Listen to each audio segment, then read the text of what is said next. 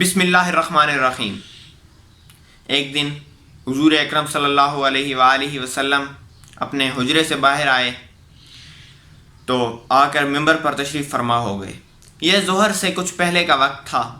حضرت فضل بن عباس رضی اللہ تعالیٰ عنہ جو کہ آپ کے چچا زاد بھائی تھے، آپ کے ساتھ موجود تھے۔ یہ ربیع الاول 11 ہجری کے دن تھے۔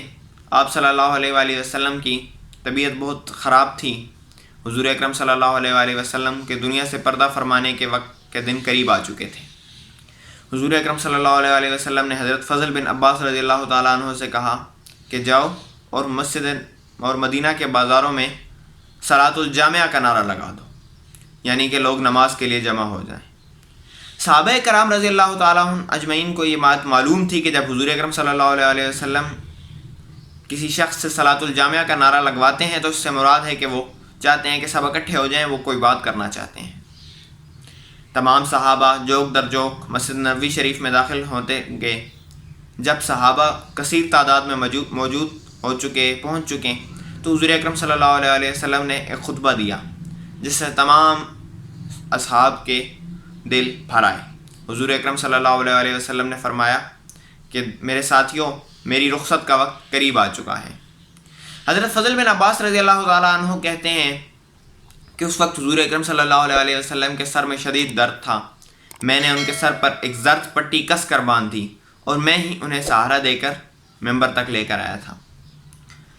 حضور اکرم صلی اللہ علیہ وسلم نے اصحاب سے کہا کہ میں چاہتا ہوں کہ اگر کسی کا مجھ پر کوئی حق نکلتا ہے تو وہ مجھ سے لے لے۔ اگر میں نے کسی کی کمر پر مارا ہے تو یہ میری کمر موجود ہے۔ اگر میں نے کسی کو برا بھلا کہا ہے تو وہ مجھے سست کہہ لے۔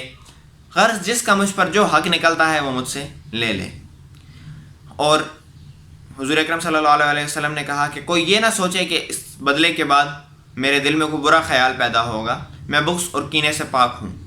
یہ برائیاں، یہ سزائیں میرے لیے کوئی سزا آور نہیں، لیکن تب بھی میں اپنی دلی تسکین کے لیے چاہتا ہوں کہ اللہ کے حضور اطمینان سے حاضر ہوں۔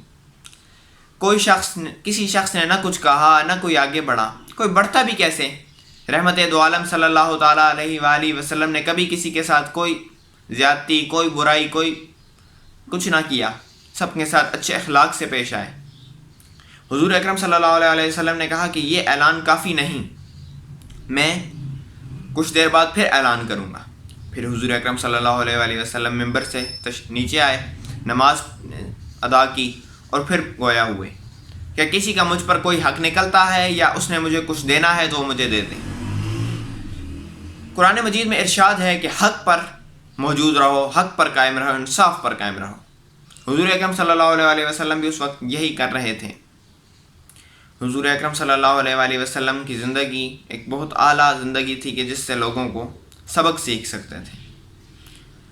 اللہ رب العزت ہر گناہ معاف کر دیتا ہے۔ جب انسان حج بیت اللہ کے بعد واپس آتا ہے تو اللہ تعالیٰ اس کے تمام گناہوں کو معاف فرما دیتا ہے، مگر جو انسان کسی کا دل دکھاتا ہے، بغض کرتا ہے، کینہ کرتا ہے، کسی کو ستاتا ہے، کسی کے ساتھ کوئی ناپ تول میں کمی کرتا ہے، کوئی بددیانتی کرتا ہے، تو اللہ رب العزت اس کو تب تک معاف نہیں کرتے جب تک وہ انسان اس گناہ کو، اس غلطی کو خود نہ معاف کر دے۔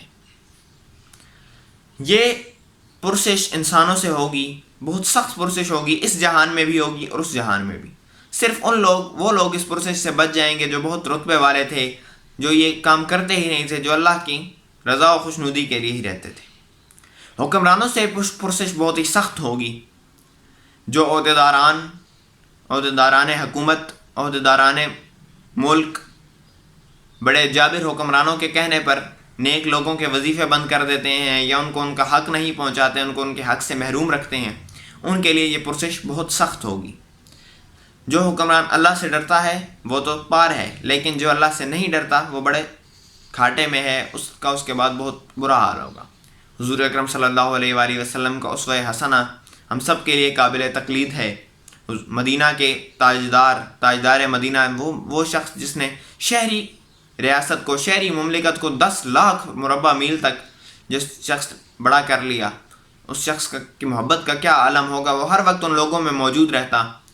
کسی سیاستدان کے لیے بھی یہ بات آسان نہیں کہ وہ کھلا محاسبہ کر دے، کھلا اعلان کر دے کہ جس کا مجھ پر کوئی حق ہے وہ آ جائے۔ یہ صرف وہی کر سکتا ہے جس کا اندر سے پاک ہو۔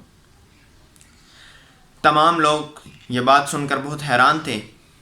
اگر ہم ایک اصول بنا لیں کہ جو شخص بھی اپنی مدت حکومت طے کر لے گا، مدت حکومت پوری کر لے گا، مکمل کر لے گا، اس کے بعد اس کا عوامی محاسبہ کیا جائے گا، وہ عوام کے سامنے پیش ہوگا، عوام نے اس کے ساتھ جو سلوک کرنا ہوگا وہ کریں گے، تو پھر ہم سب دیکھیں گے کہ ہمارے ملک میں، ہمارے علاقے میں، ہمارے شہر میں کیسا نظام قائم ہوگا، اسوہ حسنہ کیسا رنگ دکھائے گا، ہر کوئی اسوہ حسنہ کی تعمیل کرے گا۔ مزید اچھی ویڈیوز کے لیے اس چینل کو سبسکرائب کریں اور اس ویڈیو کو دوسروں کے ساتھ شیئر کریں۔ شکریہ۔